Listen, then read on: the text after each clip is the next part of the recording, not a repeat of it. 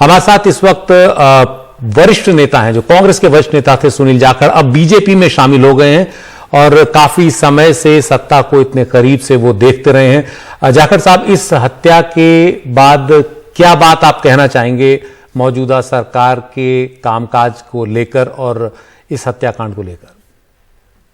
सबसे पहले तो मैं यही कहूंगा कि बहुत ही दुखदायी घटना हुई है, क्योंकि सिद्धू मूसेवाला जी सिर्फ एक पॉलिटिकल एक्टिविस्ट या इलेक्शन ही नहीं उन्होंने लड़ा था, वो नौजवान दिलों की धड़कन थे पंजाब देश में और पूरे विदेशों में भी, जहां भी पंजाबी बैठे हैं तो उनके बहुत सारे फैन फॉलोइंग थी। आज उनके परिवार से शब्दों के माध्यम से मैं दुख साझा कर सकता हूं, क्योंकि उनकी माता का दुख आज देख के नहीं बनता था।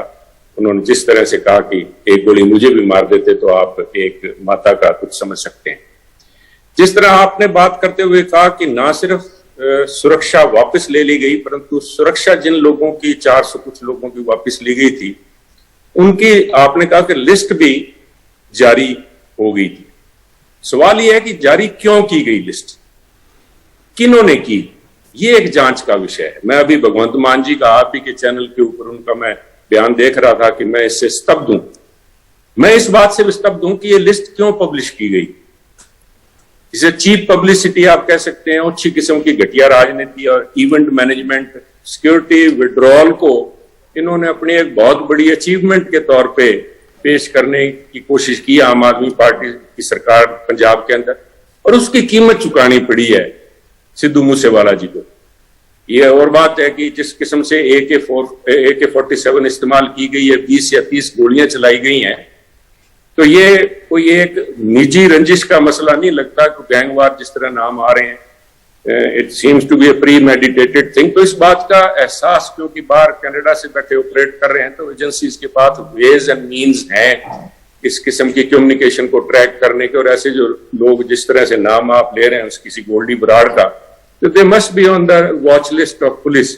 तो ये भी अपने आप में एक विषय है जिसके ऊपर जांच हो, परंतु लिस्ट पब्लिश होना, if not a criminal connivance, at least it's criminal negligence, एक आपराधिक लापरवाही।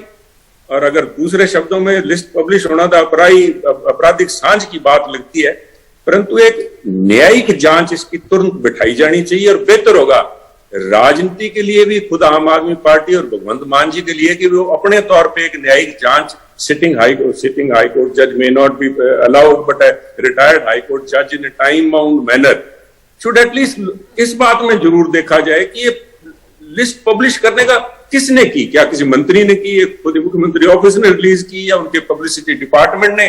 पूरे अखबारों में बड़ा डिटेल से सारी इसका ब्यौरा दिया गया था। इसकी तो जिम्मेवारी फिक्स की जा सकती है जब तक कि पुलिस जांच करे कौन गोल्डी बराड़ है, किसने ये गोलियां चलाई। ये एक आपराधिक जांच का विषय है, परंतु ये तो एक एडमिनिस्ट्रेटिव इशू है। लिस्ट आई कहां से और किसने रिलीज की और क्यों रिलीज की, ये मुद्दे जरूर सवाल उठेंगे और जवाब देना पड़ेगा। भगवंत मान जी और आम आदमी पार्टी की सरकार पल्ला नहीं झाड़ सकती इससे। जी, ये बिल्कुल आपराधिक लापरवाही है। जो दूसरे तमाम नेता हैं वो लगातार कह रहे हैं कि कानून व्यवस्था संभालनी नहीं आ रही है भगवंत मान सरकार को, आम आदमी पार्टी की सरकार को। आप पिछली कांग्रेस सरकार के बड़े नेता रहे, अब बीजेपी में हैं, आपने देखा सरकारें कैसे चलती हैं, क्या आप भी इस बात से सहमत हैं? देखिए, कुछ दिन पहले मेरा सहमत होना ना होना इसको राजनीतिक रंग दिया जाएगा, क्योंकि स्वाभाविक भी है। परंतु अभी कुछ दिन पहले आपने देखा होगा कि हमारे यहाँ इंटेलिजेंस हेडक्वार्टर मोहाली के अंदर, चंडीगढ़ के साथ सटा हुआ शहर, जिस तरह गुड़गांव और दिल्ली है उसी तरह मोहाली के अंदर रॉकेट प्रोपेल्ड ग्रेनेड से हमला हुआ। पहले RPG इस्तेमाल होती है, अब AK-47 इस्तेमाल होती है। और उसके साथ साथ खुद भगवंत मान जी, हमारे मुख्यमंत्री, कुछ दिन पहले होम मिनिस्टर अमित शाह जी के पास गए और उन्होंने लॉ एंड ऑर्डर सिचुएशन को ध्यान में रखते हुए एडिशनल सिक्योरिटी फोर्सेस की डिमांड की थी, 10 कंपनियां भेजी जाएं। एक तरफ माननीय मुख्यमंत्री सिक्योरिटी सिचुएशन को लेके एडिशनल सिक्योरिटी फोर्सेस मांग रहे हैं, और दूसरी तरफ ऐसी पब्लिक फिगर्स को वो they are making them vulnerable by publishing a list, withdrawing their security. अकेले सिद्धू मूसेवाला जी नहीं, हमारे अकाल तख्त साहब के जत्थेदार हैं यानी हरप्रीत सिंह जी, उनकी भी सिक्योरिटी विड्रॉ कर ली। तो इन लोगों की security weather due process threat perception examine करने का किया गया है, नहीं किया गया, ये बात तो आज डीजीपी साहब मेरे ख्याल में अभी 9 बजे बता रहे हैं, पर मैं नहीं मानता कि 422 व्यक्तियों की या 428 व्यक्तियों की थ्रेट असेसमेंट इतनी जल्दी करवा ली गई है, उसको क्यों पब्लिश किया गया, ये बातें अभी मैं समझता हूँ विश्लेषण का विषय बनेंगी। जी, शुक्रिया सुनील जी, बहुत बहुत धन्यवाद इस पूरी जानकारी के लिए और अपनी राय रखने के लिए।